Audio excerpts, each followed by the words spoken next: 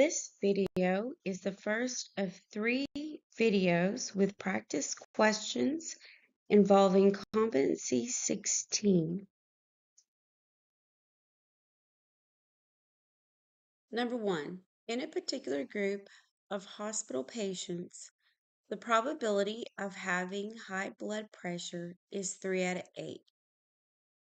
The probability of having a vascular disease is 5 out of 12. And the probability of having both is 1/4. A. Determine whether the events are mutually exclusive or mutually inclusive. B. What is the probability that a patient in this group has either high blood pressure or a vascular disease? Okay, we kind of have to look at the clues that are given to us. For me, the biggest clue is when it says both.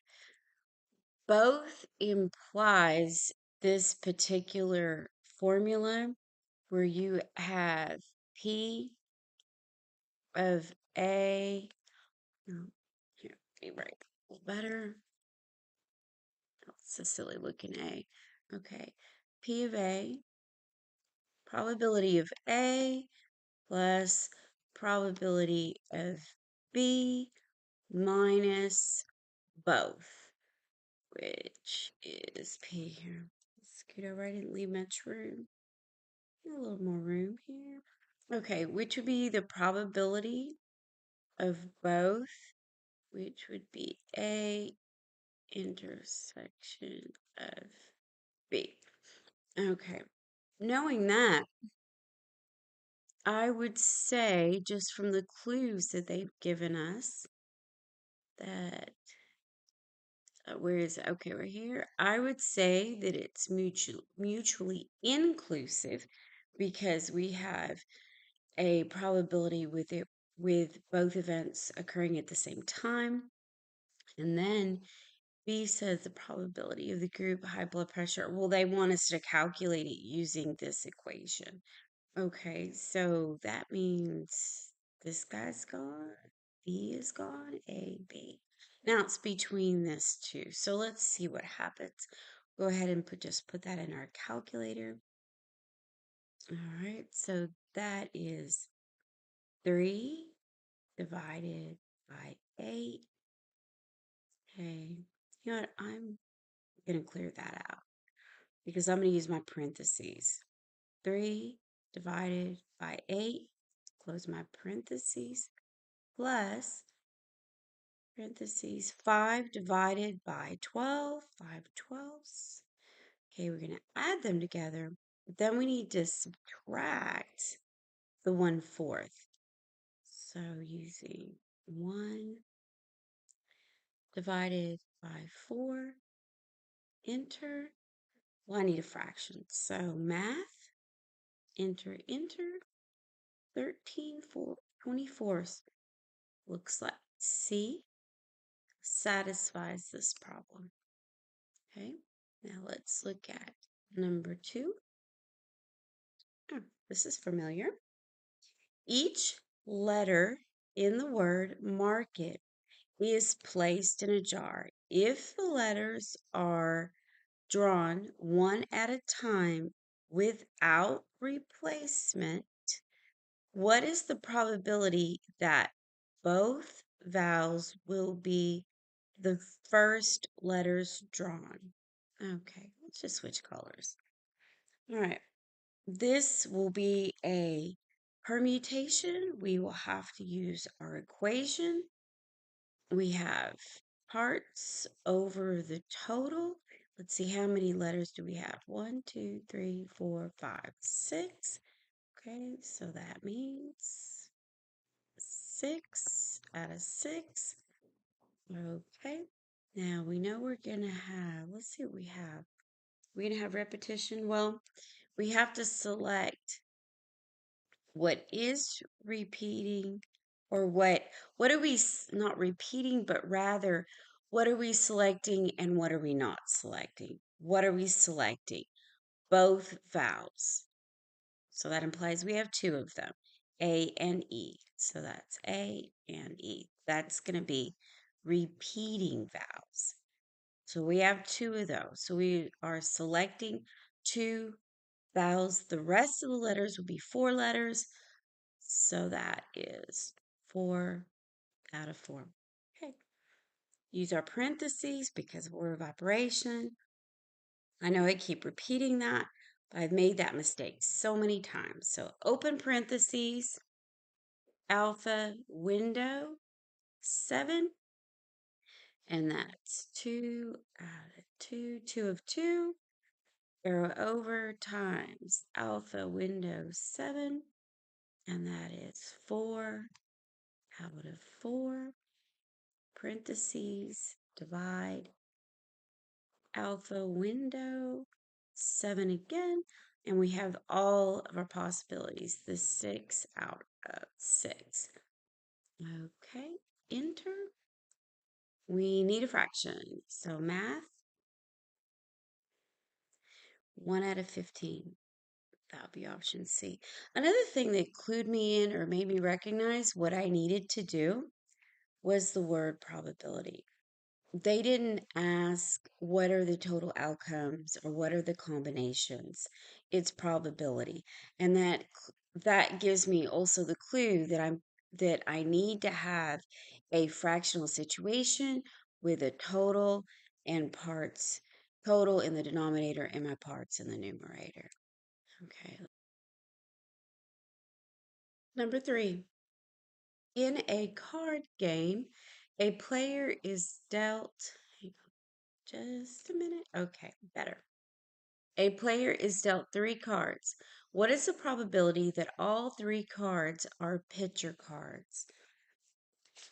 Okay, well, we know we have 52 cards, 3 are dealt picture cards. How many picture cards do we have?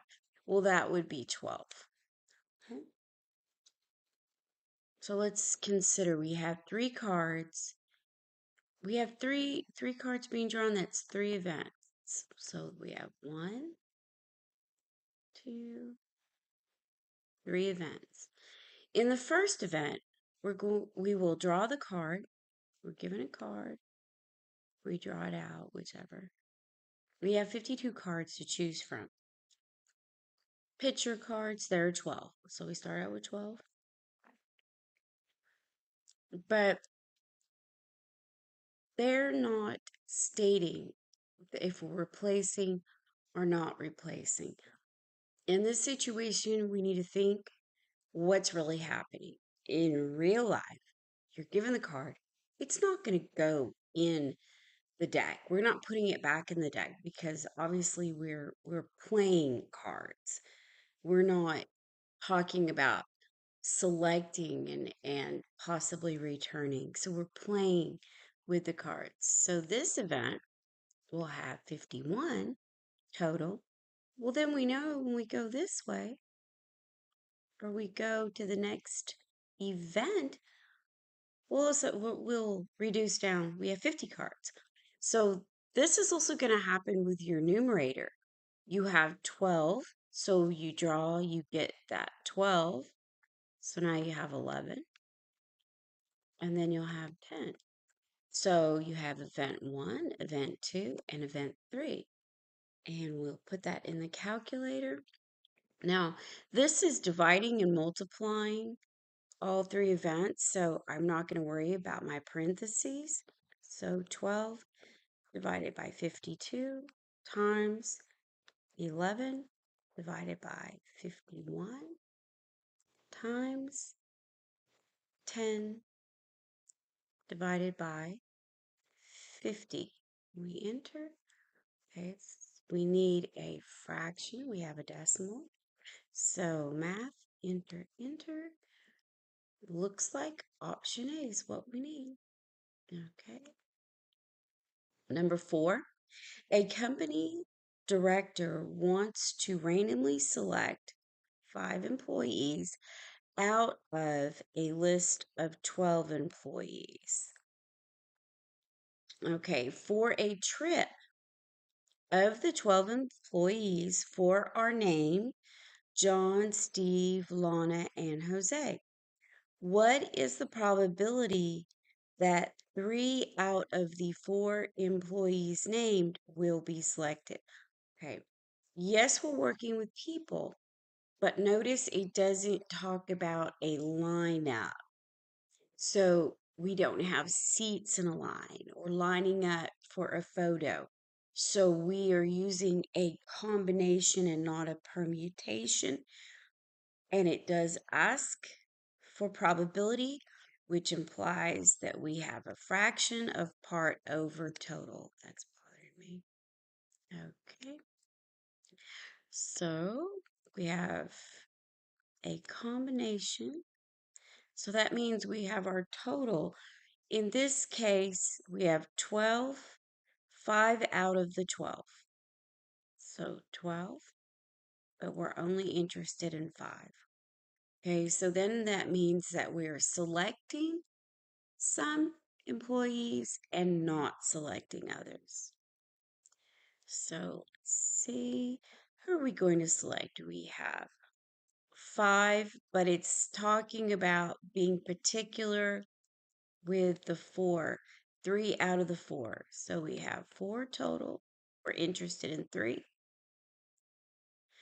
Okay, then who are we not? There's 1. They were not particularly selecting. Oh, that's not quite right. Sorry. Wrong place. Wrong place. We're talking about out of our totals. We have 4. Then let's erase some. Well, that's not helping. Let's erase all that. Okay. So what do we have? We had a total of 12 here. So we need 8. So we selected a particular 3 out of 4. Now, we need the rest of the ones selected out of the 5, out of the 8 not being selected. So we still need 2 out of 8 to get our 5. Okay, let's put that in our calculator. We will need our parentheses to make sure we have a good order of operations. So alpha, window, 8, and that first selected is 4, 3 out of the 4, arrow over, multiply, alpha, window, 8, then we need 2 out of 8. Close our parentheses, divide, alpha, window, 8. This time it's our total selections. So we have 5 out of the 12, enter. That gives us a decimal, but we need a fraction. Math, enter, enter. 14 out of 99. Okay, number 5. Number 5, 9 people are to be seated on one side of a long table. Sarah and Amy cannot sit at either end of the table. In how many different ways can the 9 people be seated? Okay, we've had a couple of questions like this, resembling this. Okay, because you have people lined up in order, let's choose a different color. We have 9 people that we're ordering. That's a permutation. Now, it doesn't ask for probability. So that means we don't need this part over total situation here. We're not going to need all of this. So what do we need? Let's go back. We need to say the different ways. So we have the permutation of, let's see, we have the long, okay, let's say we have a long table. So there's going to be 7 people lined up here. And then the ends are a different situation. Okay, so we have 2 people. Okay, well, I can make a permutation right now out of that. So we need 7 out of our 2. And for this one, Let's erase that and put in the permutation. We will need the 7. If I could write, I would be happy. Okay. That's our 7 out of 7. So this will fill up 7 people. And then the other 2 on the end. We did one like this before. But remember, because we're lining up in a row, it's a permutation. Or rather, that's a clue. So alpha window 7. Okay, I'll start with the 7 out of 7. 7, arrow over, 7, arrow over again, times alpha window 7. And we need 7, 2 out of this 7. Okay, that will get us all 9. Do we have it? Yes. Option A.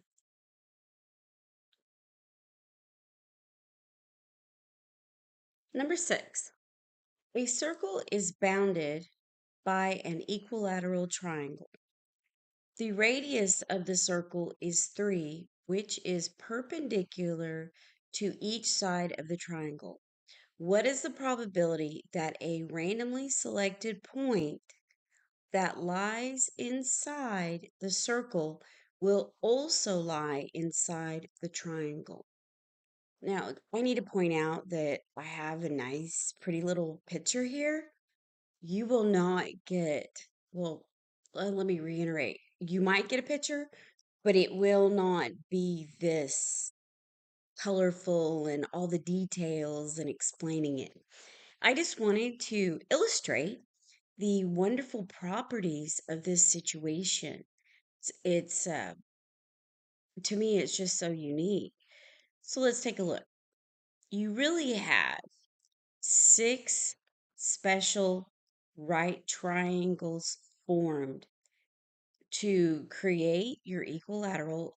Please investigate these properties because I've noticed a habit of universities, high school teachers, or rather, not necessarily high school teachers, but textbooks will ask this.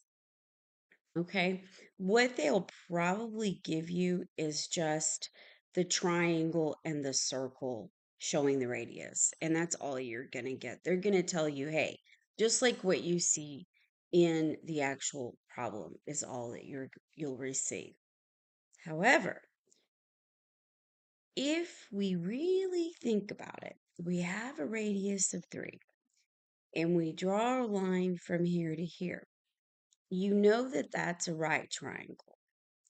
Because of the properties of the equilateral triangle, and you go right through the center, this is also 90 degrees. This little blue section is indicating that's also 90 degrees.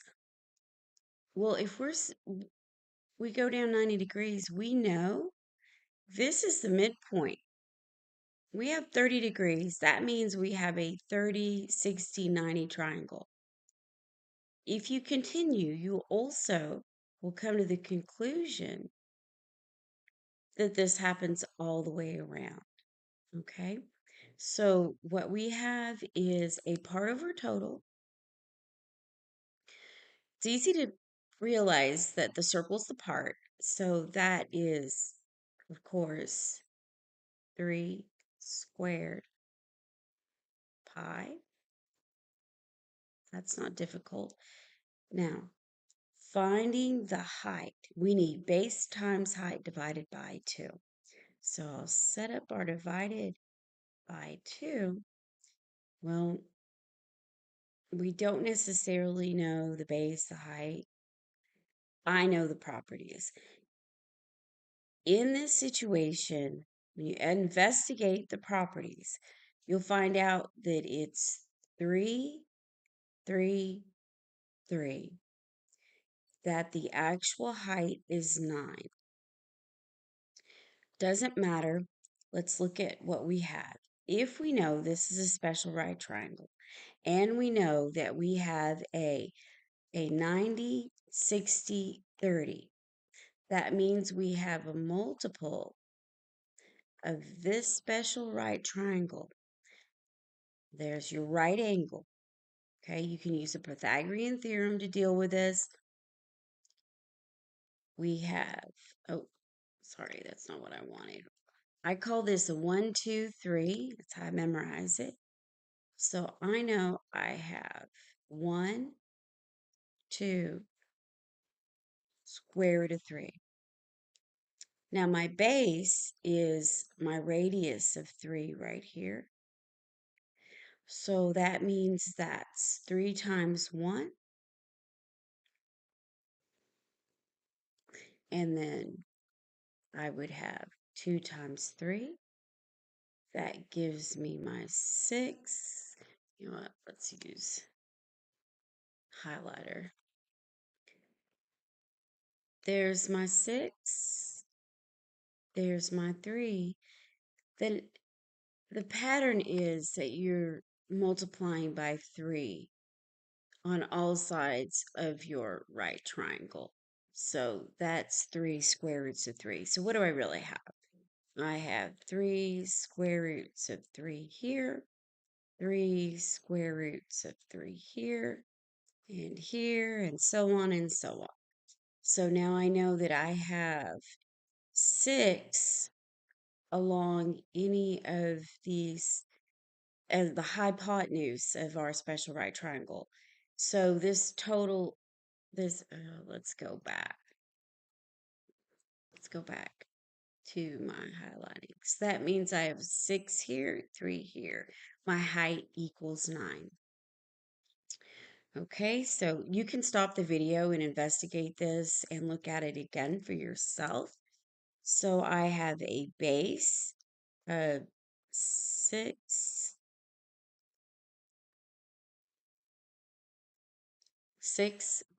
with 3 square root of 3 times my height of 9.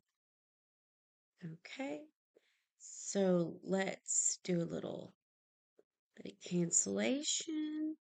So that tells me I have 3 here. Oh, look at this. 3 squared. 3 times 3 is 9. Get rid of that 9. Okay, let's clean this up. What do we have? I have pi on my numerator. Okay. Ooh, I don't have anything left here. So then I have 3 square roots of 3. Let me highlight what we have left so you see it. We have the pi left, the 3 left, and the square root of 3. Everything else was canceled out. So where is our answer? 3 square roots of, oh, it is B. Great. Now number 7. A 7-sided die is rolled 3 times. How many outcomes are in the sample space? Notice that we are not discussing probability, so we won't have a part over total situation. If you remember, this is very simple. If it was probability, we would be thinking of the denominators. So if we have a 7-sided die, we have a total of 7 outcomes for each roll. We will roll it 3 times. Okay, that's to the 3rd power, 7 to the 3rd power, because it would be for each roll. Roll 1 is 7 times the next roll times the next roll. So 7, carry it up, 3, enter, 343.